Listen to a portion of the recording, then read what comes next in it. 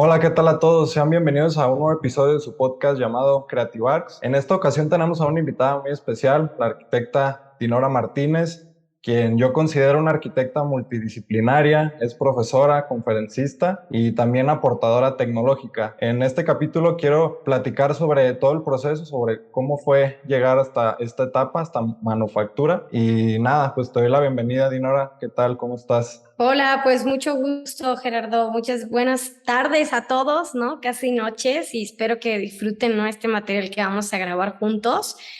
Primero que nada, le quiero agradecer a tu audiencia y a ti por el espacio, ¿no? De compartir toda esta información y pues espero que se diviertan mucho, así como nosotros nos vamos a divertir haciéndolo. Sí, así es. Más que nada buscamos compartir distintas perspectivas y experiencia, más que nada de las personas que nos acompañan. Pero bueno, para adentrarnos un poquito en ti, Dinora, me gustaría comentar, pues estudiaste en la Ibero, ¿no? Y aquí algo que escuché que mencionabas es que te gustó porque experimentas proyectos de distintas escalas, ¿no? Y puedes jugar, ¿no? Al final de cuentas, vas a jugar y a divertirte si lo vemos desde este punto de vista. Después, algo que me gustó mucho fue que entraste como directora de mercadotecnia en Rockin Arquitectos. Y digo que me gustó porque algo curioso es que yo estuve trabajando en una agencia de mercadotecnia como 2 o 3 años, más Ujú, que nada como diseñador con unos primos que tenían la agencia, ujú. pero ahí me di cuenta de que la arquitectura no es nada celosa de otras disciplinas y que al final del día se comunica y se combina con otras disciplinas también, no solamente es arquitectura y ya. Pues ¿Qué es puedes parte, ¿no? O comentar? sea, el marketing también es arquitectura, ¿no? O sea, es parte de, o sea, sin por más que tengas skill técnicos o hagas un proyecto increíble o grandes ideas creativas, si no las sabes comunicar es un gran problema, ¿no? Y es parte de la arquitectura. No digo que todos tengamos que hacerla, pero sí creo que es bien importante tomarlo en cuenta en el proceso de diseño, ¿no? Y en el proceso creativo de, pues, de todo lo que estemos haciendo y el marketing. Ahora, hoy en día, pues ha evolucionado, ¿no? Con las redes sociales, con los podcasts, con todo este material que estamos haciendo, y para bien y para mal, ¿no? Para mal, porque entramos de ahora en un trance donde hay que producir día a día para el post, el post, el post, y pues están empobreciendo muchos procesos artísticos o creativos, ¿no? Dentro de varias firmas o empresas que a veces encarecen el tema del diálogo, ¿no? Que es bien importante, pero para bien porque se han hecho nuevas comunidades, como a mí me ha pasado, ¿no? Tú y yo nos conocimos por una red social y entonces eso también me ha permitido a mí, a mi contenido, a mis ideas, pues llegar a otros lugares, ¿no? Que sin la tecnología no hubiera sido posible. Y sí, así como dices, yo empecé estudiando arquitectura en la Ibero, lo cual sí me divertí mucho, sí fue una trayectoria muy interesante, muy también de observar, de aprender, no de ser, pues ya sabes todo, sino más bien de absorber, ¿no? O sea, ¿por qué? Porque como bien mencionaste, hicimos proyectos de diferentes escalas, de diferentes programas arquitectónicos que tú como arquitecto pues has de saber, ¿no? Realmente, y todos los que nos escuchan que son arquitectos, ¿no? Lo diferente que es hacer un hotel, a un centro cultural, a una residencia, ¿no? El nivel de detalle y de proceso creativo de diseño es totalmente distinto, ¿no? Y la verdad es que la Ibero me dio esa oportunidad de tener pues diferentes escalas, así como diferentes tipos de proyectos. No todos eran proyectos de lujo o para un cierto cliente, sino también había proyectos sociales, de participación ciudadana, proyectos urbanos, que esos son los más terribles, ¿no? Son los más complejos. ¿Por qué? Porque el urbanismo abarca un montón de ciencias que no solamente es la parte de diseño, ¿no? Entonces, pues sí, la verdad es que estoy muy agradecida con la universidad. Realmente para mí, desde que entré a la universidad, yo estaba muy confundida porque no sabía que era un arquitecto. No vengo de familia de arquitectos, vengo de familia de doctores. Entonces, desde todas mis cenas, comidas, navidades son qué pasa en un hospital, ¿no? Para mí, yo que sé Sí. perfecto todo el proceso de un hospital, de todas las especialidades. La vida de un doctor me la sé de memoria, pero la vida de un arquitecto no tengo ni tíos arquitectos, ni constructores, ni nadie relacionado a mi familia que yo conozca. Y realmente para mí fue algo, pues abrir una nueva brecha, ¿no? En mi sociedad cercana, en mi familia, en mi pueblo, porque como bien sabrás, yo vengo de Tuxpan, Veracruz, ¿no? No soy de aquí Sí, de la ciudad. Entonces, la verdad es que, híjole, cuando yo entré en blanco. O sea, yo no sabía nada, yo no, la verdad no entendía, no sabía qué era eso de la escala, el vacío, el yen, nada de eso. Y salí, la verdad, muy amplia en conocimiento. Para mí la academia sí fue algo bien importante que me marcó, ¿no? Y también, igual y yo salí con un perfil de arquitecta tradicional, ¿no? Que hacía planos, cortes, fachadas, maquetas, como pues, todos, ¿no? Los estudiantes, pero que también me dio ciertos vínculos hacia la tecnología, que pues es lo que hoy en día me dedico. sí, ok, es muy curioso escuchar eso, ¿no? Porque al final del día eso te va como despertando la curiosidad y se traduce al trabajo que tienes ahorita. Pero para rescatar un poquito de los temas iniciales, mencionaste la comunicación, ¿no? Que yo creo que es muy importante en cualquier disciplina, en cualquier materia y que muchas veces, o por ejemplo a mí no me enseñaron tanto la comunicación en la universidad y sí me hubiera gustado, digo, ya ahorita ya siento que sí puedo comunicar un poquito mejor, pero si hubiera alguna materia o algo que nos ayude a mejorar esta parte de la comunicación, yo creo que sería muy padre y muy bueno. Hace mucha Eh, falta, ¿eh? Bien, tú lo has sí, dicho en la academia, yo tampoco nunca tuve una clase, realmente yo la aprendí porque cuando los inicios de Instagram en el 2008, creo, pues yo le empecé a dar desde que empezó y me volví mm, adicta y era muy intensa y realmente subiendo material personal o fotografías personales y ya después encontré ese nicho en la arquitectura, ¿no? O sea, cuando trabajé con Michelle Rocking como directora de marketing y comunicación, ahí encontré que había un nicho muy, muy fuerte, muy poderoso, más allá de solamente ser la asistenta de alguien. Y también me encontré una como falta de conocimiento de muchos arquitectos sobre ese puesto en un despacho arquitectónico, porque muchos me dijeron, pero tú no estás haciendo arquitectura, tú le estás haciendo la agenda a Michelle Rocking, o tú le estás haciendo las conferencias a Michelle Rocking. Y yo, pues sí, pero si no fuera arquitecto, para mí entender esto sería muy difícil. O sería para mí pues, muy difícil también hasta expresarlo. No es lo mismo poner un marketista o marketero normal, tradicional de una marca grande, ¿no? Como modelo, o no sé, lo que sea, Adidas, ponerle a hacer arquitectura, pues le va a causar conflicto. No va a saber escribir, no va a saber quiénes son las referencias ni las competencias. Todo eso lo aprendí estando con Michelle. Y yo creo que en Roskin es el despacho que mejor lo tiene estructurado, puesto, ¿no? Porque he visto bastantes otros despachos que pues sí, medio mixean, medio le saben, pero no tienen muy bien el conocimiento y las responsabilidades de alguien que está en ese puesto de comunicaciones son amplias, son muy grandes.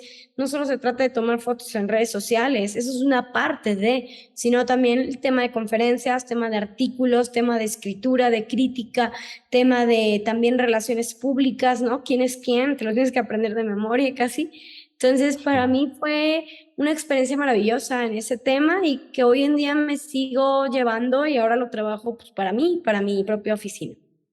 Sí, claro, pues te sirve al final del día, ¿no? Y también es enriquecedor que menciones eso, ya que en la empresa o en el despacho donde estoy colaborando ahorita, una por las razones por las que me contrataron fue para comunicarnos en redes sociales su trabajo, ya que yo empecé a hacer YouTube hace 2 años y me contrataron cuando ya tenía ciertos videos. Digo, la verdad es que no tengo una audiencia tan grande, pero siento que logra ayudarle a cierto grupo de personas, ¿no? Que es Claro, lo claro. importante. Y bueno, una vez que dejaste Rocking Arquitectos, entraste a Sordo Madaleno, donde entraste un periodo de tiempo y aquí te diste cuenta de dinámicas más grandes, ¿no? En donde te Sí. enfrentabas a 2 a 3 proyectos diarios al mismo tiempo. Mencionas también que hay muy buena oportunidad de crecer, sin embargo es una empresa en donde te exige el máximo, ¿no? Todo el tiempo, yo creo.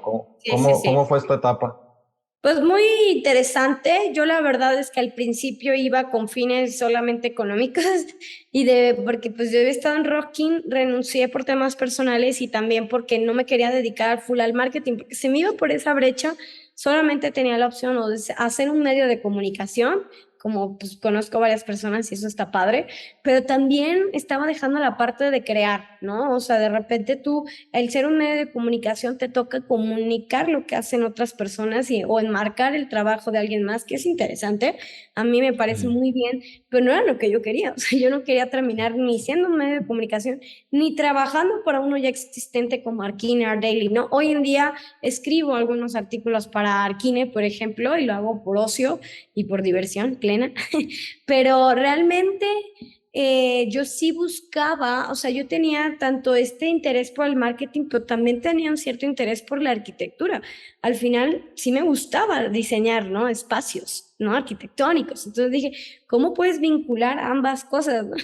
Y pues sí, o sea, yo me fui a trabajar a Sordo porque yo también tenía un tema de que quiero tener un buen sueldo y sabía que en Sordo Madaleno era el lugar, pero después me llevé muchas sorpresas dentro de Sordo Madaleno.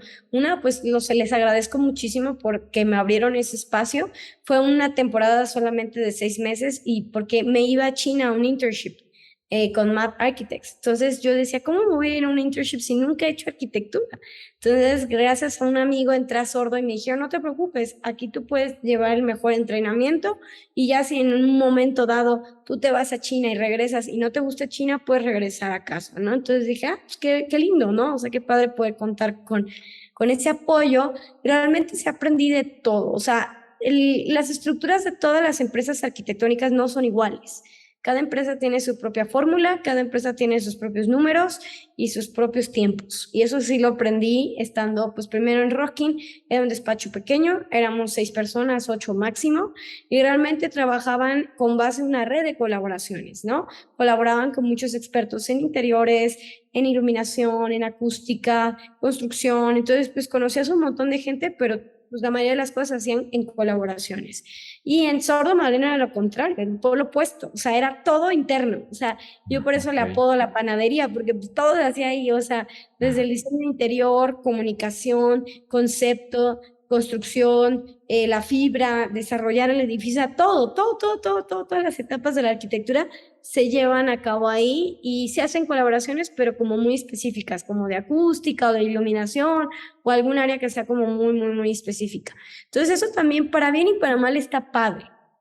Para bien, porque realmente haces de todo. O sea, cuando me tocó ahí, estuvimos proyectando de 2 a 4 proyectos al mismo tiempo. Yo estaba en un equipo muy chiquito que acababa de nacer, ¿no? En ese momento, el director era nuevo. Y entonces también fue muy interesante, ¿no? Ver cómo haces todo y llevas todo. Yo llevaba mucho la parte de concepto, la parte más como, pues sí, de diseño conceptual inicial y de idea creativa y ya después se lo pasaba a los que construían y llevaban más experiencia, ¿no? Y algo muy padre es que yo aprendí a llevar un proyecto ahí desde el concepto hasta la construcción y hasta la difusión, que es realmente el marketing. Entonces, a mí me tocaba también hacer algunas cosas de marketing, hacíamos books, ¿no? Para los clientes y todo ese tema de comunicación, que pues lo seguía manejando, ¿no? 100%. Entonces, realmente para mí Sordo fue una experiencia súper llenadora, súper interesante, pero también fue muy cansada, porque sí, Sí. como bien dijiste al principio, no se puede, no es un despacho para medios tiempos, no es un despacho para estudiar y trabajar, no. O sea, es un despacho para entregarle su alma, así, al diablo. Y tienes que estar ahí noche y día, fines de semana muchas veces, pero la verdad es que las bonificaciones y todo lo que te otorga Sordo Madaleno es muy bueno, o sea, se agradece muchísimo. Sin embargo, sí creo yo, y eso me gustaría aclararlo, que no hay mejor ni peor despacho, ¿eh? O sea, realmente siento que hay demasiados núcleos, siento que hay demasiados tipos de despachos, ¿no? Hay despachos más enfocados a la innovación de diseño, hay despachos enfocados más pues, a hacer capital, hay otros más a construir, a realizarlo. Entonces, dependiendo, ¿no? Cómo vayas tú, que lo que busques, ¿no? Pues es el tipo de despacho que tienes que tocarle la puerta y Sordo era una combinación de casi todos. Sí, claro. Pues sí, me imagino que fue una etapa preparativa para ti, como lo mencionas, ya que te vas al internship que te ayudó la universidad, ¿no? Es un vínculo entre la universidad y el trabajo para irte, ¿no? o cómo No, funciona. fíjate que eso fui yo. Ah, Sí, no, órale. la Ibero me ayudó cuando hice mi intercambio. Yo hice mi intercambio en Australia. Lo hice en Ajá. octavo semestre y fue solamente 6 meses. Y estuve en University of Technology of Sydney, o sea, de tecnología. Y como que ya me gustaba ahí, pero como que fue un curso un poco extraño. Y de ahí regresé, terminé noveno y décimo en la cátedra Blanca Cemex con Diego Ricalde y Emanuel Ramírez de MMX. Y después de Ok. eso ya trabajé en Rocking año y medio. Y de ahí trabajé en Sordo Maleno 6 meses y yo a China me fui porque yo, cuando estaba en Rocking, Michelle mencionaba muchísimo lo de, es que tienen que ir a ver qué está pasando allá afuera, no solamente qué está pasando en México, sino internacionalmente en otros escenarios, ¿no? Sobre todo en otros países, porque cada país tiene su propio contexto, ¿no?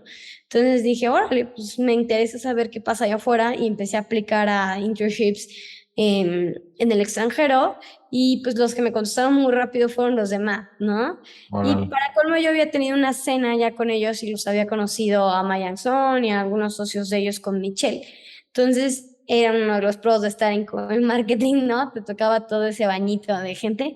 Y la neta es como 100%, o sea, lo que ellos platicaban en ese momento me interesaba y así fue como yo llegué a China. Ok, algo que veo ahí muy constante en tu vida profesional son las conexiones, ¿no? Las personas que conocías te ayudaron bastante para poder moverte, ¿no?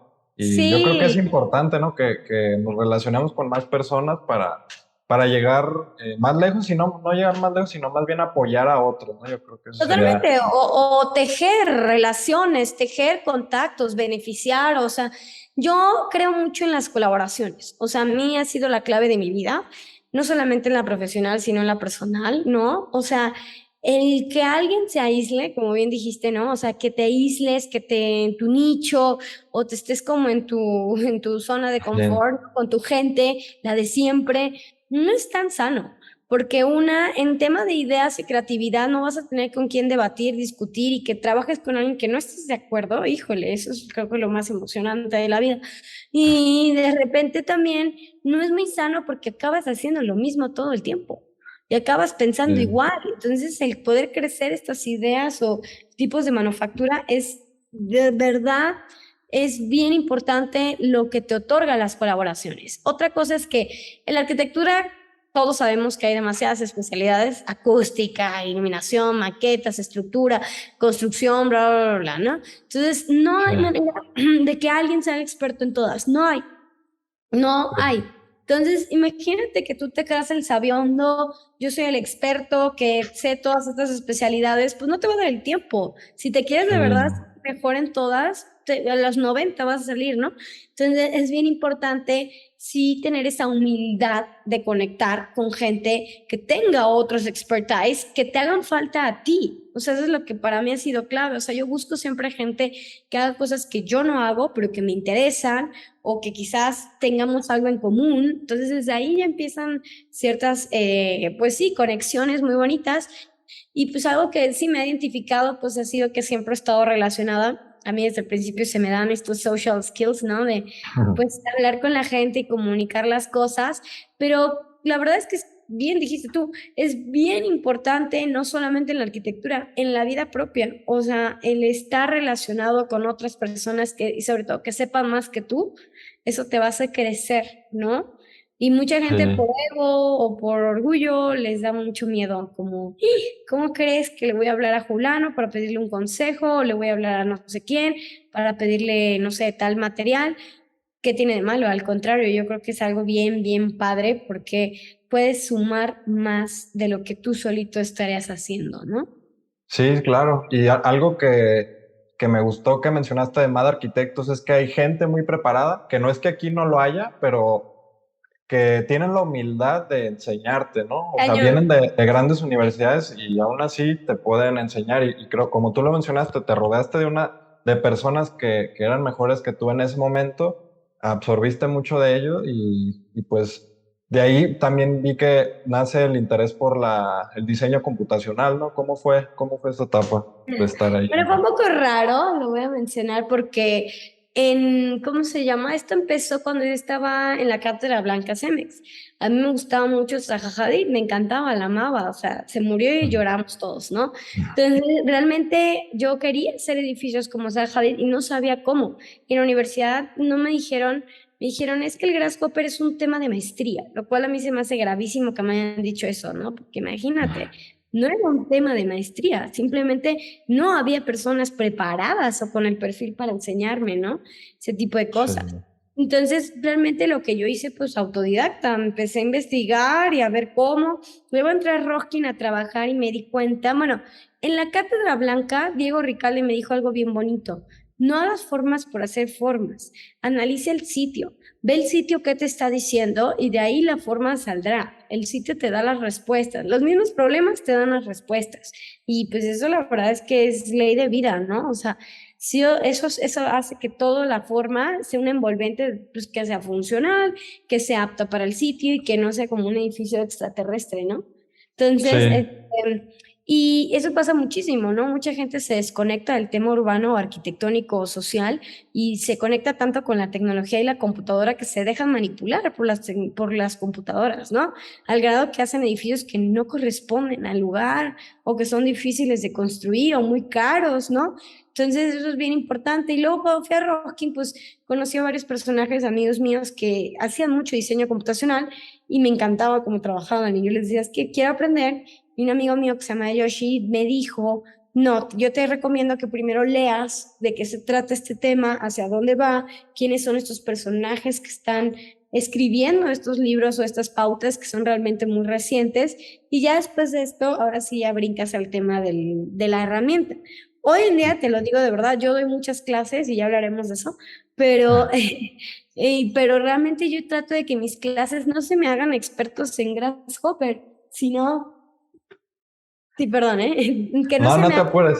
Si no, quieres podemos hacer una pausa, no te apures. no te preocupes, al contrario es que me venían a dejar unos huevos, pero no se trata de que se hagan expertos en un skill técnico, una herramienta, se trata de que tengan pensamiento crítico, de que sepa cómo, por qué, para qué sirve esta herramienta y cómo se podría usar en una escala arquitectónica. Eso es lo que Ok, quiero que aprendan. No quiero que se hagan aquí los mil plugins y eso, porque ni yo lo sé y en realidad no son necesarios a menos que los necesites. Gracias a la tecnología, regresamos a las redes sociales, hay grandes comunidades open source donde tú puedes preguntarle a los mismos creadores del software y ya está, te armas una muy buena conversación. Pero ¿cómo le vas a preguntar a estos güeyes si no sabes qué quieres, no? Entonces, claro, sí. por lo mismo ahí, así Ok. nació mi gusto por el diseño computacional y en Math desapareció un poquito porque la verdad es que el workflow no me, la verdad es que allá fue muy interesante porque como bien dijiste, encontré gente muy capaz, muy preparada de universidades picudísimas como MIT, SciArc, UCL Bartlett, ¿no? Donde pues me compartían un chorro de conocimientos, se sentaban, te compartían así en su tiempo libre, o sea, era gente bastante humilde. Nunca en mi vida en un despacho mexicano había visto ese nivel de, pues, de sharing, ¿no? De compartir, de abrirse, de no me importa quién eres, solamente quiero que aprendas. O sea, me encantó y me lo llevé de corazón. O sea, fue lo que más me gustó de China. Pero lo que sí no me gustó es que sí, digo, China tiene su propio contexto. Cabe mencionar que para el contexto chino, Math está muy bien porque ellos pues tienen infraestructura, tienen dinero, tienen flujo y ellos sí buscan construir ese tipo de arquitectura o de urbanismo como llamativo, quieren romper paradigmas, quieren ser como top one en el mundo en tono turístico económico, ¿no? Entonces realmente les funciona ese tipo de arquitectura que hace Matt, pero realmente si yo agarro y tropicalizo ese tipo de arquitectura aquí en México, pues no funciona, porque aquí tienes otro contexto totalmente distinto, otras problemáticas sociopolíticas que la mayoría de las personas que trabajan con herramientas digitales las han ignorado, ¿no? Y por eso este tipo de arquitectura pues se ha vuelto un poco utópica, ¿no? Un poco como idealista del metaverso y se ha quedado más Sí. en herramientas digitales y casi es muy difícil que alguien pues las llegue a materializar y si sí las materializan, lo hacen muy mal, ¿no? Entonces, realmente, ¿por qué se vuelve esto y qué sería lo ideal para que no pasara este tipo de siglos, ¿no? Ok, ok. Estando en MAT, vas a estudiar tu especialidad, ¿no? A centro de Ajá. especialidad del código creativo para el diseño, ¿no? Y aquí vi que hiciste una tesis del mapeo de la telaraña. Cuéntanos un poquito sobre eso, la verdad se me hizo algo muy interesante y muy padre. Pues mira, después de que me dieron a leer miles de libros, leí pues Mary Ockman, leí algunos de UCL Bartlett y empecé como researcher qué estaba haciendo la gente allá afuera en el exterior. Y entre ellas, pues encontré a una venezolana que está en Bartlett, que realmente ella pues estaba mapeando el proceso de la telaraña, ¿no? Y dije, qué interesante, no encontraba el objetivo todavía. Y en ese momento era 2018 y acababa de pasar el sismo el septiembre del 17. Entonces, no sé si a ti también te pasó, pero todo el mundo estaba enviciado con las estructuras y que cómo podríamos nosotros mejorar el mundo, ¿no? Y sobre todo salvar a México por la crisis que habíamos vivido, ¿no? Y todo el mundo pues quedó traumado psicológicamente. Entonces, bueno, los que vivimos aquí en la Ciudad de México. Y a mí se me hizo muy interesante, ¿no? Estoy en un curso de código, de tecnología. ¿Cómo puedo hacer que el código mejore las estructuras, ¿no? Ok, Entonces, pues investigando cuáles eran las estructuras más mm, fuertes, ¿no? Más rígidas en el mundo.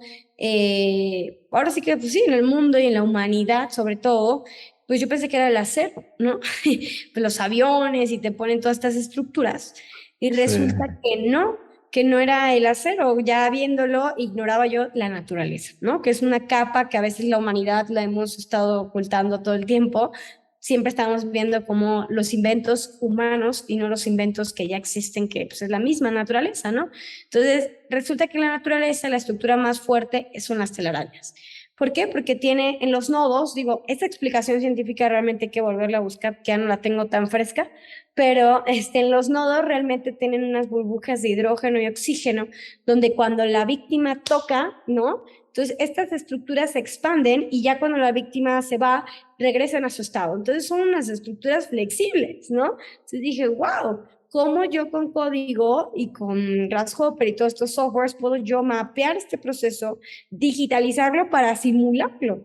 Y yo lo que quería ver sobre todo era qué tan alejada está la tecnología de una simulación real, ¿no? Entonces primero lo hice a mano y primero lo hice análogamente y lo hice como físicamente, ¿no? O sea, ¿qué es lo que estaba pasando? Hice unos cubos de 15 por 15, tenían unos huequitos a cada centímetro y en cada huequito me servía para mapear. Entonces todos los días yo tenía una cámara, iba viendo como que iba creciendo la telaraña, ¿no?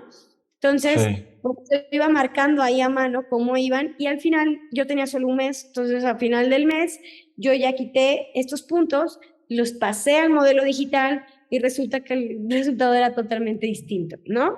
¿Qué pasa? No es que, pues, que la tecnología sea mala, simplemente que sigue estando muy alejada de otros factores que no agarra la tecnología a absorber, como es la temperatura de la araña, la comida, cómo estaba esta araña, esta tarántula, que by the way era una tarántula muy peligrosa, ¿eh? O sea, me la compré en el mercado de Sonora, medio, me la trajeron en un Uber con una bolsa negra, o sea, fue todo un desastre porque era, pues, no era legal, ¿no? Este tipo de Sí, animales, pero yo solamente tenía un mes para hacer este proyecto y resulta que las tarántulas normales de Petco y estas tiendas dan telaraña cada 6 meses. Entonces dije, no, ah, hombre, ¿cómo crees? Entonces ya me compré esta peligrosísima que es africana, pero me dijeron, no la vas a soltar, si la sueltas, uff.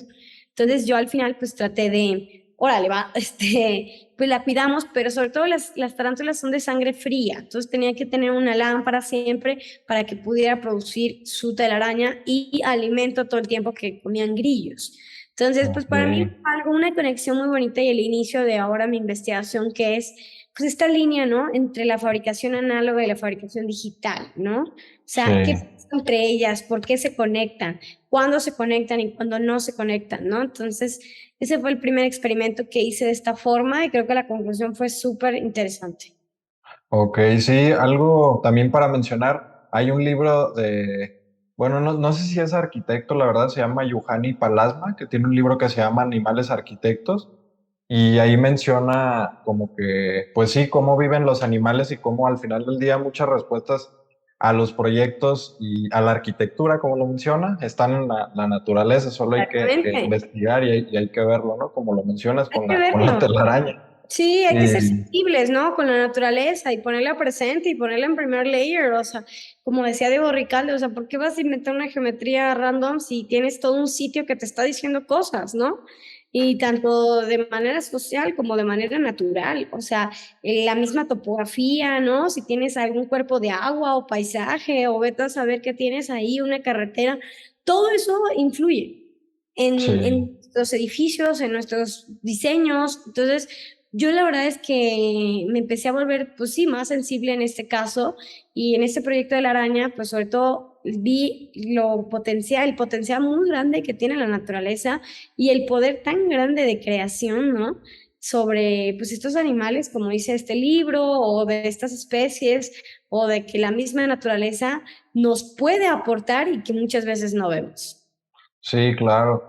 Uy, y ya después que terminas la especialidad te vas a 911, después haces como freelance de mercadotecnia y comunicación, después por ahí lanzas con un amigo Pixology, que era una empresa de visualización que comentas que no funcionó. No, Pero digo, al final del día, esos tropiezos son aprendizaje, ¿no? cañón. Eh, ajá, Pues sí, la verdad es que, digo, la verdad, siendo un poquito sincera, yo nunca fui la mejor empleada. O sea, a mí yo siempre quise serlo, siempre, siempre. Y me quedé un poquito con la espina, ¿no? De llegar a ser directora de proyecto, coordinadora o jefa de taller.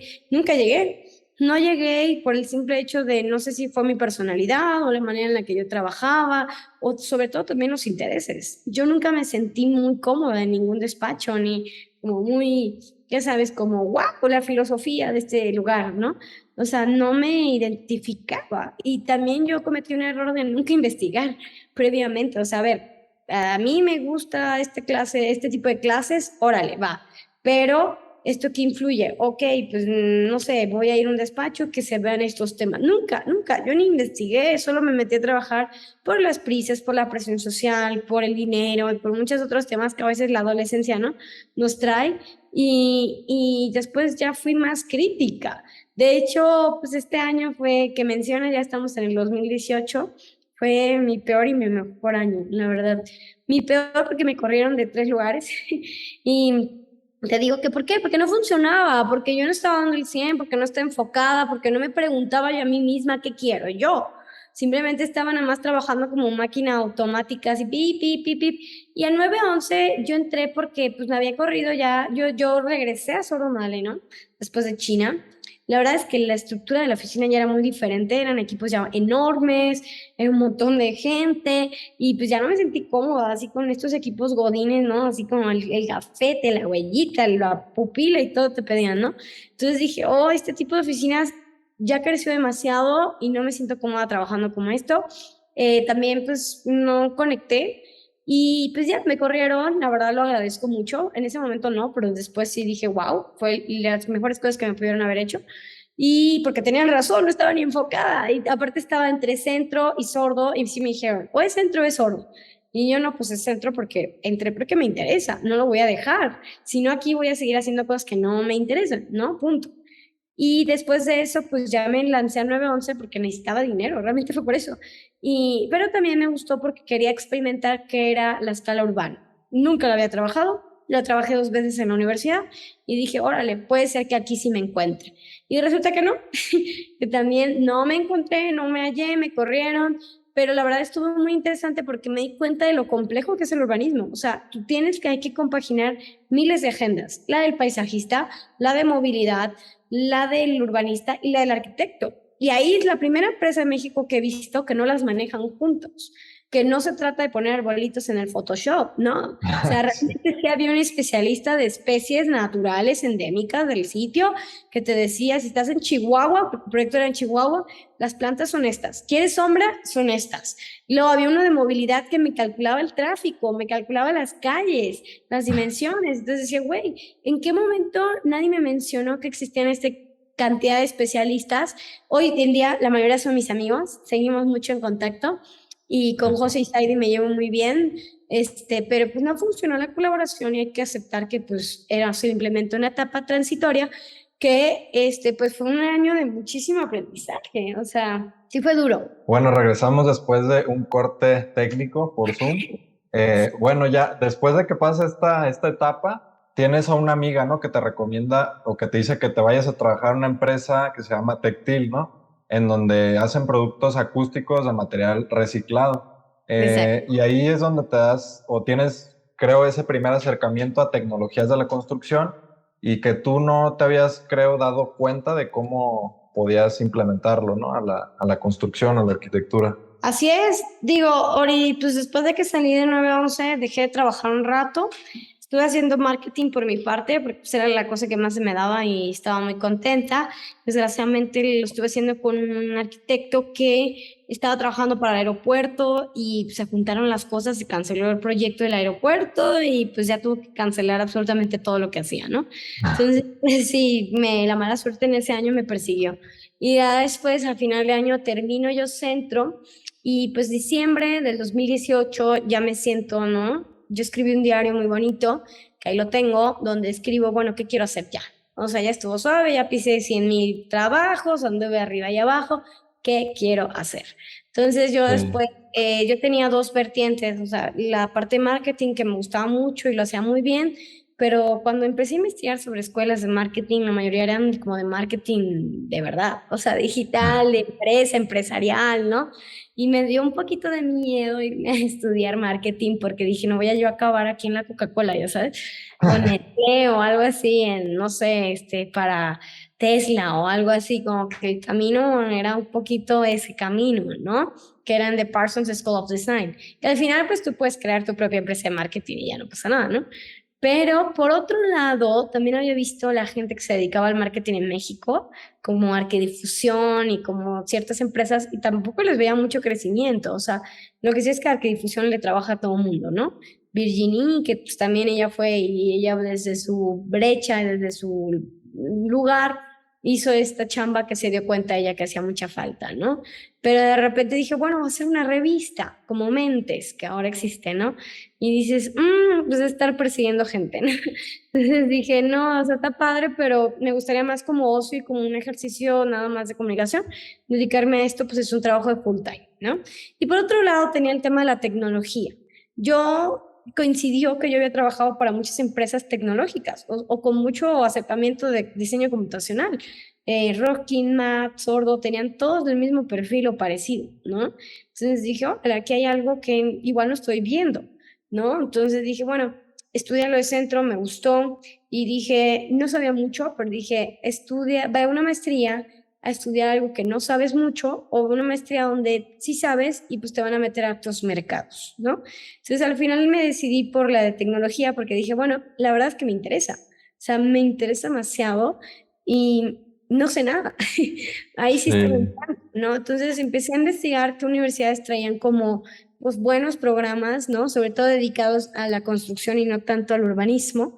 Y pues estaba entre los 5 que apliqué, estaba el MIT, estaba el ETH Zurich, que era mi segunda opción. El ETH está muy enfocado en Building Technologies, construcción. Luego estaba la AA con el programa de ADRL, que el DRL es más como un programa de urbanismo porque lo inventó Patrick Schumacher y Zaha Hadid. Entonces es Ok. muy como de lo que ellos hacen, ¿no? O sea, como arquitectura para diseñar y para urbanizar, ¿no? No tanto las tecnologías de la construcción, eso no es tanto un tema.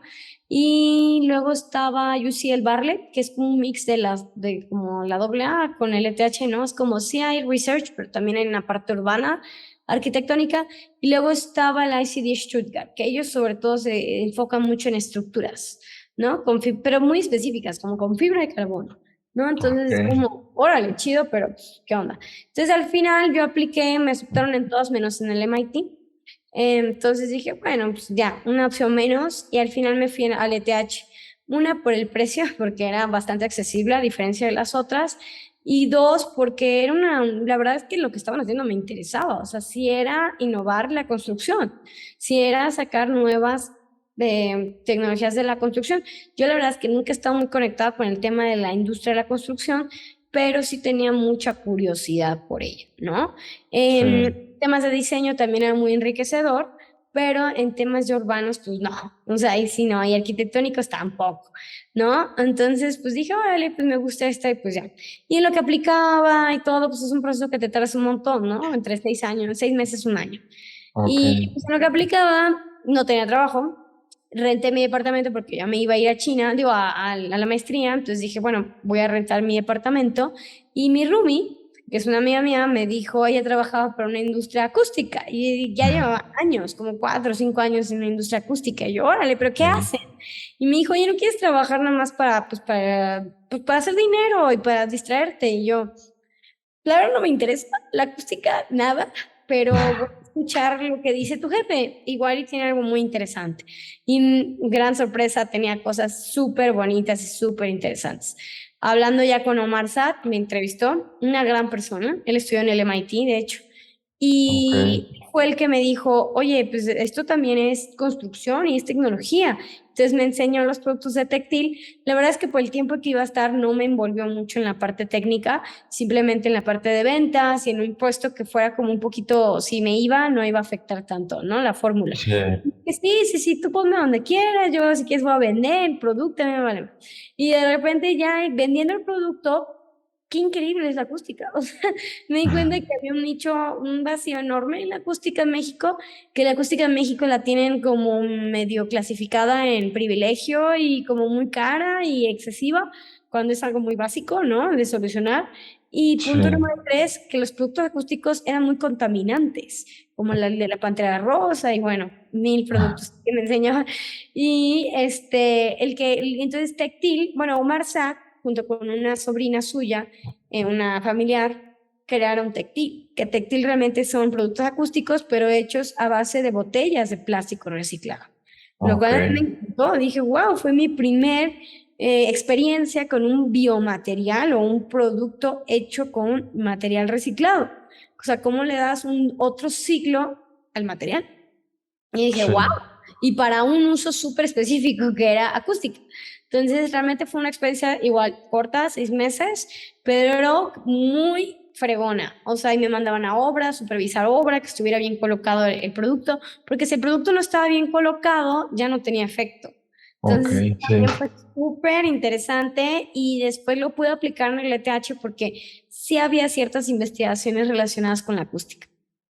Ok, sí, entonces después de trabajar aquí en Tactil, te vas a la maestría en Suiza, que es la en programación, robótica y fabricación digital, en donde comentabas que el primer semestre era de como de programación, ¿no? Que realmente no te interesaba tanto, no te gustaba tanto, No. que era en Python y en Grasshopper, ¿no? Que como lo mencionas y lo has mencionado desde antes, no te gusta estar todo el tiempo en la computadora, ¿no? Sino que veo que te gusta estar como en el proceso artesanal, ¿no? De sentir el Me material en las encanta. manos, ¿no? Tal cual.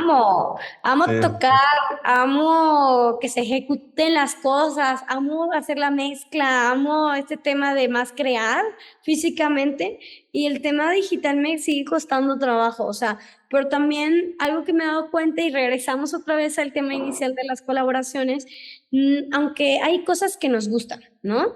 Pero que igual no todo el campo nos gusta por completo. Entonces, hay cosas que puedes colaborar y que eso no quiere sí, decir que no las hagas o que, es que le están haciendo la chamba. No, porque yo sí aprendí a programar y yo sí sé cómo funciona, simplemente ya no lo hago de full time, ya sabes, ya no me estoy sí, como clavada en el código y también en el mundo del código o de la fabricación digital. Hay muchos nichos, hay nichitos, hay el nicho del diseño computacional y hay gente que se clava ahí durísimo.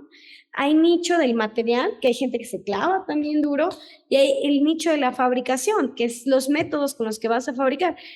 Todos estos sumados forman la fabricación digital, pero ok. a mí me gusta esa combinación, ¿no? De repente tener este tema del material que está hablando, pero también tienes el tema de cómo lo fabricas y tema de cómo el diseño aporta esta fórmula. Entonces, sí, la maestría fue un poco difícil porque yo no tenía los skills o los requirements que ellos estaban preguntando no tener o pues que ellos sugerían tener y que yo erróneamente dije, sí, los tengo y no los tenía.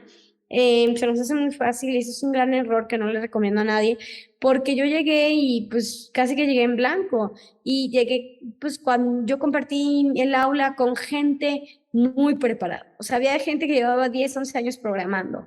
Había Mm, gente que llevaba años usando Grasshopper, 5 o 6 años. Imagínate, yo no ok. podía competir con esa velocidad de creación. Pero yo al contrario, al final lo entendí. O sea, como que el primer semestre fue un poco frustrante porque tampoco había muchas clases. Te daban ciertas clases y sobre todo había proyectos grupales. Entonces te decían, miren, aquí está el proyecto. Vamos a hacer un lápiz. Órale, date. Y todos de, ¿cómo? Entonces eran como, y luego nos dijeron, no puedes repetir gente. Ok. Entonces, si tú tienes un equipo con esa persona, ya no puedes hacer el próximo equipo con esa persona, el próximo proyecto tienes que cambiar. Entonces, está muy padre porque también te obligan a trabajar con todos. Y eso es la vida profesional, ¿no? O sea, luego pues, trabajamos con todo el mundo y te tienes que Sí. adaptar a diferentes perfiles, ¿no? Claramente hay límites, hay gente que no te funciona y no te funciona, ¿no? Entonces, el primer semestre fue mucho de eso, de conocernos, de explorar mis límites, muy autodidacta. O sea, me la pasaba estudiando, practicando, frustrada, enojada, pero la verdad es que también está padre porque eso te hace crecer, eso te hace romper tu zona de confort. Eso te hace Sí. llegar a, ok, voy a hacer cosas que quizás hoy no me gusten, pero que me van a servir para los futuros pasos que pues, hoy en día ya estoy aquí, ¿no? Entonces, si no lo hubiera hecho, no estaría aquí, ya sabes, o sea, simplemente lo hubiera negado por completo y pues no hubiera un poco sumado a esta trayectoria. Entonces, realmente sí, el primer semestre también hicimos varios proyectos grupales donde también había gente con diferentes skills técnicos y era muy fácil autoengañarse. O sea, era muy Mm. fácil decirle al güey que sabe mucho, oye, pues, date, hazlo todo, ¿no? Y yo Sí. ahí traté también de sumar en la parte de comunicación, otra vez ahí regresó, ¿no? Ese gran skill que tengo, donde floreció. O sea, realmente a mí me tocaban las partes de documentación, de presentación. Yo presentaba casi todos los proyectos y también ahí me di Ok. cuenta de algo súper interesante, que la gente como muy clavada en las partes técnicas tenía mucho, como mucho desgaste o mucho falta o como como falta de práctica Ok. para comunicar o decir sus proyectos, contar historias. No sabían contar historias, o sea, lo hacían todo mal, Ok. decían no sé qué, luego llegué aquí, luego llegué acá, y no tenía sentido. Entonces, por lo mismo, los tutores casi siempre me elegían a mí para presentar los proyectos. Entonces, yo lo que hacía es, para contar esa historia, tenía que entender absolutamente todo. Cómo se había hecho el código, de qué formuló, de cómo se formuló. Entonces, también no te puedes hacer güey. Sí te tenías que Sí. embarrar a todos los sistemas de los proyectos que había ahí. Sí, sí, claro. Digo, al final del día estabas pagando por las clases, ¿no? Y se me hace bastante interesante ya que, pues, no cobran 3 pesos, ¿no? Y que tú que menciones que es un método de aprendizaje autodidacta es interesante, pero también a la vez algo muy cierto, ¿no? Ya que no te dan todo, sino que hacen que te involucres realmente en lo Sí, que es. Y yo veo que tu método de aprendizaje fue el empaparte de todas las áreas para después comunicarlo, que es algo que tú ya traías, ¿no? Y también algo muy importante fue que dominabas el inglés, ¿no? Y eso te ayudó bastante para pues poder... no mucho, eh, ¿eh? Yo aprendí inglés muy tarde. O sea, en el kinder lo tuve, en la primaria lo tuve, pero venir de provincia, no sé si tú eres de mm, aquí de la ciudad, pero venir de provincia tiene sus contras y sus desventajas, y una de esas es que no sabía bien hablar inglés. Pero una de las grandes cosas que hice pues fue vivir mucho en el extranjero. O sea, cuando estuve en Australia no entendí ni pío todo el año, mm, o sea, todo el semestre, o sea, como que medio decía, güey, ¿qué estoy haciendo? No entiendo nada, no mm. tengo las clases, no sé qué me dicen, no hice muchos amigos porque no podía hablar. O sea, Sí, no claro. me comuniqué, pero pues no me cerré, o sea, al contrario, seguí viviendo fuera. Me fui a China y en China fue donde mejoré mucho porque yo vivía con un español que era de Cataluña y no le gustaba que le hablaran en español. Sí, sí, rarísimo. Y tenía un roomie de Uzbekistán, un No, roomie ruso, bueno, solo ruso. Entonces, al final, ellos todos me decían, por favor, todo en inglés. Y luego la empresa era en chino, todo el mundo a duras penas hablaba inglés, español jamás. Entonces yo Ok, sí. en China casi 6 meses de no hablar español. O sea, yo llegué aquí a México y, desde órale, tiene muchos años, ya extrañaba, ¿no?, el hablar español. Y en Suiza lo que más reforcé fue la escritura. O sea, y ahí ya hablaba bien, la mejoré Ajá. bastante, pero sobre todo yo nunca había escrito tanto en inglés. Ok. Entonces, para mí, el tema del idioma también fue una barrera muy grande en la maestría. O sea, pero cabrona, o sea, me decía, ya, por favor. Hay días que me cansaba y hablaba español y todo el mundo, no estás hablando en español. Y es como ya sé, estoy cansada. Y ya era como, uff. Y como me tocaba mucho presentar o contar las historias, ahí sí tenía que hacer bullets, ahí sí tenía que escribir, ahí sí tenía que prepararme lingüísticamente correctamente, ¿no? Para no decir Sí. bullshit o tonterías. Y ahorita en Suiza, que son como muy sharp con los tiempos y como ver, si tu presentación es de 10 minutos, es de 10. Minuto 11 te apagan la tele. Entonces es como, wow. Y también ahí aprendí muchas otras cosas que ahorita te mencioné, como la puntualidad, el tema de organizarse y la disciplina. O sea, que si ahí era muy autodidacta, como bien dijiste, y si no te ponías tú las pilas, no llegabas. Y no había nadie atrás de ti, eras tú contra ti. ¿Por qué? Sí. Porque al final pagaste por esto, ¿no? O sea, la institución que te daba herramientas, te daba la maquinaria, te daba materiales, te daba grandes profesores, networking, pero cada quien hizo lo que quiso con la maestría. O sea, Sí. cada quien lo tomó a su manera. Hay gente que le dio más al networking, hay gente que le dio más a los skills, hay gente que le dio más a las máquinas. O sea, cada quien buscó su fórmula de hacer su maestría a su gusto.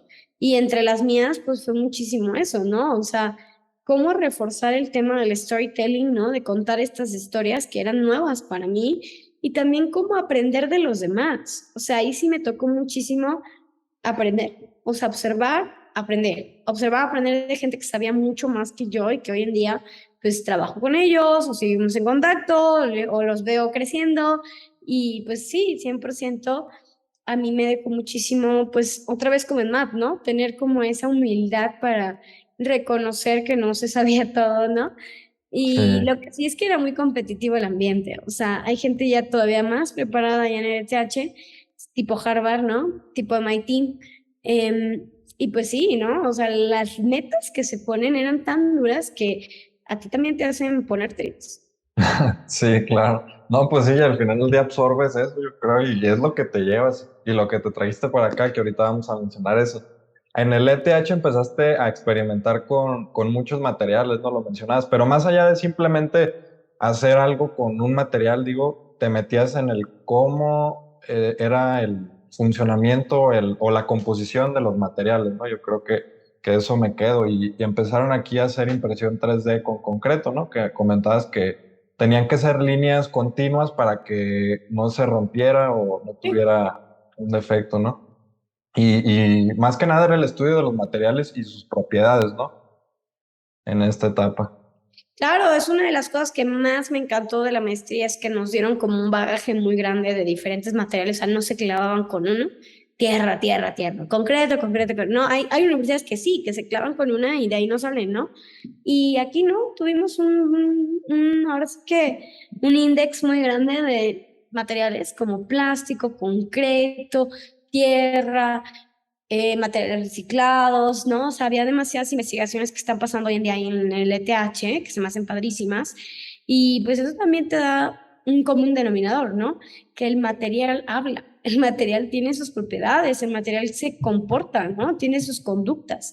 ¿Cómo le haces para que este material se adapte a tus diseños y se adapte a tu fabricación?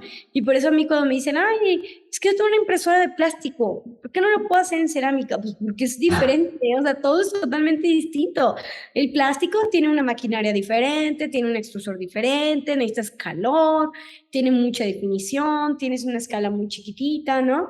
En cambio, la cerámica es totalmente diferente, es súper también como delicada, tiene memoria, ¿no? Entonces, Sí. a mí hoy en día, y sigo en eso, no me gusta cerrarme a un material, me gusta más cerrarme a esta mentalidad de que existen tantos materiales, que cómo le haces para que todas se puedan adaptar a las diferentes herramientas, ¿no? Claramente en un futuro, pues sí tendré yo que elegir una o ver cuáles son las más comunes, ¿no?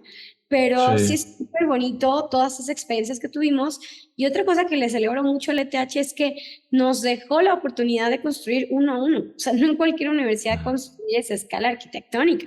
Y que es algo que estoy intentando, y digo intentando porque muchas universidades no me están dejando, pero tratar de llegar a ese alcance. O sea, yo sé que es ambicioso, pero es súper enriquecedor para un arquitecto. Que tú llegues a Sí, hacer claro. un proyecto uno a uno, te da un aprendizaje muy duro en temas de ejecución, de fabricación, de materiales. O sea, te das cuenta del verdadero problema y lo que cuesta hacer ese tipo de investigaciones, ¿no? O de proyectos. Que Sí, muchas veces claro. también nos pasa, ¿no? O sea, en la academia yo salí en noveno y décimo con, la verdad, nunca había hecho un proyecto completo desde el urbanismo, luego diseño arquitectónico, estructural al mismo tiempo y llegar hasta las instalaciones y el detalle así chiquitito de la manija. Nunca yo había hecho eso en un año. Y la Ok. Cátedra Blanca CEMIX me dejó eso, ¿no? Entonces, ¿qué te dejan? Te dejan saber qué significa en totalidad, desde sus inicios hasta el final, un proyecto arquitectónico. Ok, sí. Claramente en una escala, pues que no la vas a construir, ¿no? Pero que sí te dan todo ese bagaje de qué significa a nivel trabajo ejecutar un proyecto. Entonces, yo también ahora en la Academia en México, y ahorita platicaremos de eso, estoy intentando llegar a lo que el ETH me dio la oportunidad, ¿no? Que fue hacer proyectos realizables para que los chicos y las chicas y todos nos se den cuenta de qué se puede hacer con estas herramientas, ¿no?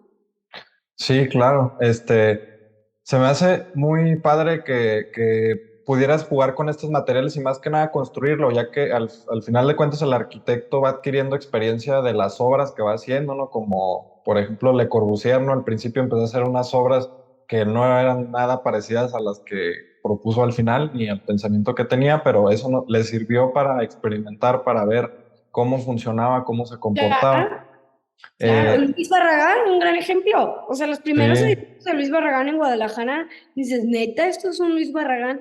Pero gracias a esos edificios, él evolucionó, como dices, transformó, mutó sus fórmulas, ¿no? Tanto de diseño como de relaciones, como de construcción. O sea, Luis Barragán no empezó haciendo colores y todo en rosa, no. Y eso es algo que las nuevas generaciones de verdad no lo traen. Traen una ansiedad de hacer y es como, dude, te falta un buen. O sea, este speech que vas a acabar dando en una conferencia no lo encuentras a los 20 y quizás ni a los 30. Igual yo creo que a los 40, yo creo que apenas ya estás, después de mucha ejecución y mucha experiencia y muchas cosas que hayas hecho, vas a encontrar esos nichos que estás buscando, ese mensaje que quieres dar a la gente. A él le pasa a Tatiana Bilbao, ¿no? Hace poco escuché un podcast, ¿no? De ella con Juan Pazurita ah, sí. y Tatiana dice así como, yo la verdad, pues hacía arquitectura y a sus 40 y tantos años, ahora ya se dedica al tema social, ¿no? O sea, los temas sociales de cómo se comporta un edificio a nivel social para crear conductas inclusivas, ¿no? A nivel feminismo, a nivel discriminación y todo, pero ella se declara culpable, que antes no lo hacía, que antes le daba igual y solamente hacía los edificios como le gustaban, ¿no? Y como urbanamente funcionaban, pero este layer social no lo agregaba. Hoy en día es Sí, su filosofía. ¿Cómo la encontró? Gracias a que hizo todos estos edificios Tatiana Bilbao y que también encontró la respuesta en los mismos edificios cuando ya los termina, como el espacio, ¿no? De Culiacán, el Jardín sí. Botánico o otros edificios que haya hecho, se da cuenta cómo la gente está respondiendo de manera de conducta. Entonces, a mí me gustaría justo eso, o sea, ahorita traigo esta brecha, ¿no? Entre fabricación digital análoga y cómo se pueden combinar, cuál sería la solución balanceada aquí en México, porque no creo que sea digital 100%, ni análoga 100%, siento que un mix de esto, pero hoy en día no tengo una respuesta y tampoco ansio por tenerla. Simplemente Sí, es como sé que la misma práctica me lo va a ir diciendo poco a poco. sí, claro, es un proceso al final del día. Estando en el ETH, obtienes una beca de trabajo con Norman Foster, ¿verdad? ¿O cómo fue esta etapa? Vi que ahí hiciste tu tesis de impresión con espuma mineral, que son residuos sólidos, en donde fabricaron ladrillos muy ligeros o más bien un sistema de fachada con impresión, ¿no? Y mencionabas que había un concreto que funcionaba con fibras de acero muy pequeñas y tenía una resistencia muy alta, pero ustedes, tú le hiciste con la impresión de espuma mineral, ¿no? Que seguiste la investigación también de un arquitecto, no sé si era Sí, arquitecto. mira, te cuento un poquito, o sea, yo en el 2019, ya que estaba allí en la maestría, yo apliqué a la beca de Foster, pero estando en México, y los resultados los dieron ya que estaba en Suiza. Ok, Entonces, fui seleccionada, ¿no? Para la beca, me fui con otros compañeros del ETH y del MIT, y gente con la que sigo colaborando hoy en día. Y ya, y me fui a la beca, y la beca está muy interesante porque se trataba de hacer elementos de fachada con plástico reciclado.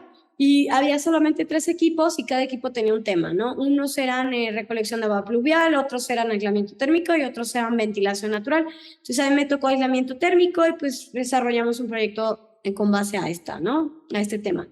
De ahí pues regreso, ya la maestría la termino en el 2020, ya tengo ya casi 3 años, ¿no? De haberla terminado. Y después de eso, en la maestría, pues te digo que hicimos varios pabellones, ¿no? El pabellón de bambú, ¿no? Con Digital Building Technologies y el pabellón de tierra con Gramaxio. Llegó el COVID en el 2020, la verdad fue una etapa muy fea de la vida porque pues fue como trabajar, teletrabajar, ¿no? O sea, a distancia. No funcionó, entonces íbamos como por, por sesiones, ¿no? Así muy específicas, quién sí. iba al lab, quién no iba. Y de ahí, pues ya después de eso, yo hice mi tesis en el ETH, ¿no? Ya de maestría, ya para concluir la maestría, con residuos inorgánicos reciclados, con una empresa que se llama Fenex, y ellos pues lo reciclan para hacer elementos más ligeros. ¿Para qué sirve la arquitectura ligera? Sobre todo en los sismos, ¿no? O sea, si los edificios son muy pesados, se vuelven muy complejos en temas estructurales y muy ser óptimos también, ¿no? Y también en el tema de la sostenibilidad, el que los elementos pesen poco y sean fáciles de transportar, eso también le da disminuye la huella de carbono, ¿no? Si son más pesados, si son más grandes, pues eso también aumenta, ¿no? El tema de transportar estos elementos. Entonces, realmente eso fue como uno de los goles. Al final, que hicimos un panel de fachada y pues lo proyectamos en renders, nada más como se vería, fabricamos uno, y pues está bien impresionante porque este material lo combinamos con cemento y con un marco de acero. Todo pesaba 15 kilogramos. O sea, yo con mi mano lo puedo cargar. Entonces, Sí. pues, te facilita un montón de temas. El material seguía en investigación y sigue en investigación. Y esto pues lo hice de la mano de Patrick Bedard, que fue mi tutor. Que hoy en día Patrick sigue estando en el PhD y sigue pues investigando de este material. Entonces, realmente son cómo le das a los desechos otra vida, ¿no? Útil que pueda pues funcionar en el tema de la construcción. ¿Por qué? Porque el tema de la construcción es de las más contaminantes del mundo. O sea, Sí, claro. yo creo que el uno o el dos sector, si es que es la química primero o la textil, que realmente contamina en el mundo. Entonces, el poder disminuir la huella de carbono que estamos creando en las industrias constructoras, pues es súper importante sumarnos, ¿no? Sí, claro. Aquí también algo que veo es que el sector de la construcción es de los sectores que menos ha avanzado en los procesos constructivos, ¿no? Y tiene muchos años así. Y digo, ya hay tecnologías, pero ahorita voy a mejor mencionar. Ya estabas por terminar la maestría y tienes como dos caminos que tú veías, ¿no? Era quedarse y seguir investigando y hacer, no sé qué sigue de la maestría al doctorado o algo más especializado o irse a México. Entonces, tuviste un área de oportunidad y dijiste, bueno, ¿por qué no nos llevamos todo esto aprendido a México y lo replicamos acá, ¿no? Al final del día son las raíces de donde viene. Y algo que veo que haces es fomentar la investigación en México, ya que pues hace mucha falta. Y ya estando en México, fue cuando decides iniciar manufactura, ¿verdad? Que es un Sí, estudio digo, yo después de la maestría trabajé 6 meses para Ensamble Estudio. Ahí cabe mencionar por qué trabajé con ellos. Yo buscaba un estudio un poquito para salirme del ETH y como este mundo científico académico. Es muy Ujú. interesante, pero sí traen como un poquito como el rush de estudiar, estudiar, estudiar, ¿no? Y parecen las Olimpiadas, ¿no? O sea, pasan del bachelor a la maestría, de la maestría al MIS, del MIS al PhD. Entonces, es un cuento de nunca acabar. Y la verdad es que Sí, la línea es muy bonita, o sea, el camino es muy interesante, pero a mí no me interesaba en lo particular. ¿Por qué? Porque como bien dijiste, yo sí veía ese hueco en México. Dije, ¿por qué me voy a hacer una experta en otro país cuando acá hay un huecote enorme, ¿no? Y sí, pues me cae la oportunidad de hacer una casa en la cual estamos trabajando aquí en Mazunte, en Oaxaca, y también me cae la oportunidad que me invitaron a dar clases en la Ibero. Entonces todo coincidió y pues ya hablando con Antón, mis jefes, Antón y Débora de ensamble, ellos me recomendaron venirme a México. O sea, me dijeron, Dinora, tienes todo para hacerlo, tienes todas las skills. Yo allá, pues la verdad es que era como la project manager, yo coordinaba todos los proyectos de ensamble porque ellos luego detectaron mi perfil. sí. Y yo ahí la parte de ensamble que me encantó es que ahí fabricaban de manera muy radical, es como hacer arquitectura de forma muy radical, muy experimental y cero en la caja, ¿no? O sea, totalmente out of the box, ¿no? ¿Sabes? Así como cero típica, ¿no? O sea, ellos empezaban a veces con maquetas, a veces con conceptos, maquetas hechos con cemento, con arena, con materiales naturales, y gracias al 3D Scan y ciertas tecnologías las materializábamos y las Ok. llevamos a una escala arquitectónica. Entonces era otra forma totalmente distinta de hacer arquitectura y ahí también descubrí que la fabricación no solamente se daba de forma anal, digo digital, sino todo el peso que tenían también los sistemas análogos, ¿no? Cómo esos sistemas análogos los puedes convertir en información para digitalizarlos. Entonces también dije, güey, hay una transición aquí súper interesante que vale la pena observar y pues llevarla, ¿no? Entonces, pues yo llegué a México, la verdad, con mucho miedo, porque no sabía lo que Sí, me lanzaban, ni a qué iba a ser, ni nada. Y pues sí, empezamos a hacer manufactura. La verdad es que fue por el objetivo de hacer una casa, que fue la de Mazunte, que la hago con mis socios, pero realmente dijimos, bueno, vamos a invertir en esto, hay que sacarle más utilidades y tratar de sacar más salidas, ¿no? Entonces yo sí, también, claro. bueno, va a ser una oportunidad para experimentar, va a ser una oportunidad para investigar, ¿no? Y pues ya si sale algo padre, pues padre, ¿no? Y si no, pues ni modo, ¿no? Y también el tema de la academia. O sea, yo también me empecé a dar cuenta que en México hay un hueco enorme en el tema de la investigación. A nadie le gusta. ¿Y por qué nadie lo hace también? Porque no pagan, no hay sistemas que apoyen a la investigación. Entonces, también una de mis metas es reforzar esa parte. O sea, a mí sí me interesa reforzar el tema de la investigación, tanto académica como profesional, ¿no? Y poder tenerla. Obviamente yo lo estoy haciendo muy enfocada a mi nicho, que es la tecnología y la innovación de materiales, pero realmente a mí sí me gustaría que las escuelas se esmeren mucho más y sean más profesionales en el tema de la investigación. Sí, claro. Y algo que mencionas en manufactura es el estudio de la relación de la fabricación digital y en análoga, que es lo que has mencionado dentro de una etapa de tu vida atrás, ¿no?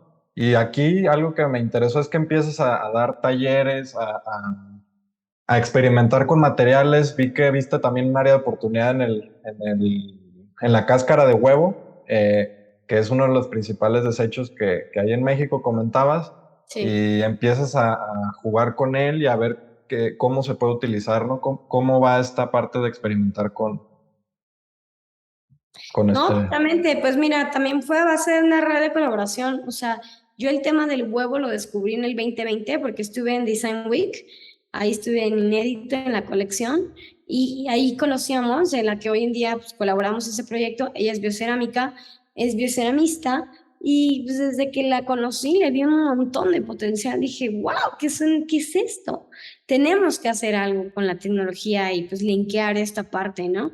Y por otro lado, también hemos conocido manufactura, mucha gente en el camino, como Karen de Raíz Arquitectura, en la que hemos colaborado también en la parte de la tierra y nos ha hecho mucho la apertura al tema del material de la tierra, como también hemos conocido, o sea, bastantes. Hoy tuve un evento de IKEA, ¿no? De biomateriales y conocí gente trabajando con micelio, con residuos de piña. Entonces, por eso imagínate, si tengo que seleccionar algo, yo creo que pues va a ser muy difícil y lo que sí me interesa a mí no es un material en sí, es más bien un proceso. O sea, Ok, yo lo que quiero y por eso este despacho, este taller se llama manufactura, porque yo me quiero enfocar a la manufactura. Yo me quiero enfocar al proceso. Todo el mundo te dice el material o todo el mundo te dice el resultado final, pero nadie te dice el proceso. Entonces, creo que eso sería ideal y pues poder seguir colaborando con estos expertos en materiales o expertos en diseño para poder seguir creciendo y que cada proyecto tenga su propia conducta, ¿no? Sean únicos Y pues sí, tratar de fomentar tanto la parte de producción, que es bien importante y que hay que crecerla, pero también la parte de investigación. La investigación, no perderla, seguir tomándola en serio, escribiendo papers. Y pues ya el tema académico también, o sea, yo estoy muy contenta, creo que hice un gran clic con la academia y doy clases en la Ibero, en la Salle y en la NAVAC México Norte. Muy orgullosa, muy contenta con las tres instituciones. Y pues en un futuro no descarto el tema de seguir estudiando, seguir preparándome, pero la verdad es que alguien me lo dijo y me dijo, no hay nada como que la experiencia profesional te dé esas preguntas. Yo para estudiar un PhD necesito unas preguntas y esas preguntas yo en vez de que las investigue, prefiero que la misma práctica me las otorgue. Sí, claro. Algo que me gusta mencionar es que el verdadero mérito está en el proceso y es algo que, como lo mencionas, muchas veces no se dice ni se aplaude. También por ahí yo conozco una empresa mexicana que se llama Polivion, que produce biomateriales, en específico piel vegana o no sé cómo le Órale. llama, Sí, sí, sí. con residuos de mango, ¿no? Entonces, hace un par de años empecé a hacer unas carteras, de hecho, con este material y pues está muy padre. La verdad es que hay que buscar otras alternativas para crear nuevos productos y también en el sector de la construcción. Y también algo muy padre que veo es que lograste finalmente o estás viviendo de tu arte, ¿no? Que es algo que muy importante mencionar, ¿no? Ya que pues al final del día hay que comer, ¿no? Tenemos que vivir de algo y qué mejor Sí. que de lo que te gusta hacer, como Sí, y por eso no descarto ni el tema de la academia, que me da un input seguro, ¿no? En temas económicos, pero tampoco descarto el tema de la producción. O sea, yo no voy a decir, ay, solo voy a hacer investigación. No, porque en realidad no tengo recursos. O sea, sí necesito producir. Entonces, es bien importante esto que acabas de decir y pues en balance, ¿no? Entre el tema de la producción, no industrializarse y si llega a pasar, pues de manera muy sana, pero sin soltar la parte de la investigación. Sí, claro. No, pues nada, Dinora, te agradezco muchísimo, en verdad. Ya se nos va a terminar la sesión. Estás invitada para próximos capítulos. La verdad es que sí me interesa seguir platicando sobre más procesos y también por ahí queda pendiente hablar sobre la colaboración que tienen con Cemex y otros proyectos, pero pues si quieres lo comentamos ya en otro episodio. Te agradezco mucho por tu tiempo y también pues compártenos tus redes sociales para Claro. poder seguir el trabajo. Claro, pues los espero aquí en Doctor Erazo número 172 en La Laguna, aquí en México, en la colonia de Doctores. Aquí tengo mi taller, mi oficina, no me gusta decir oficina, es más un taller de investigación, de diseño y de exploración. Y mis redes sociales, ahí están @Dinora M. Schulte o también @Manufactura MX. Pueden encontrar todo mi trabajo, mi trayectoria, mi vida personal, si les interesa. Y pues para todos, ¿no? Los morbosos y también para todas las personas que estén interesadas en sumar en el tema tanto de la investigación material, de la innovación de materiales como la innovación tecnológica. Y pues hacia dónde nos va a llevar este ritmo, ¿no? Este rumbo. Estoy muy emocionada, estoy muy contenta y pues yo también espero buscar algo que sea auténtico de México y que estar en México tenga este valor agregado. Sí, claro, que al final del día aquí tenemos muchos artesanos que hacen cosas muy padres y combinarlo con la tecnología pues sería algo muy padre. Pues nada, igual los invito a que sigan el trabajo de Dinora, a que sigan el podcast como Creative Arts en cualquier plataforma de podcast y también pueden buscarlo como Gerardo Huizar en Instagram o YouTube para ver todo el video completo. Pues nada, te agradezco Dinora, en verdad. Pues aquí están las puertas abiertas para futuras colaboraciones. Gracias. Un abrazo a todos y muchas gracias por su tiempo.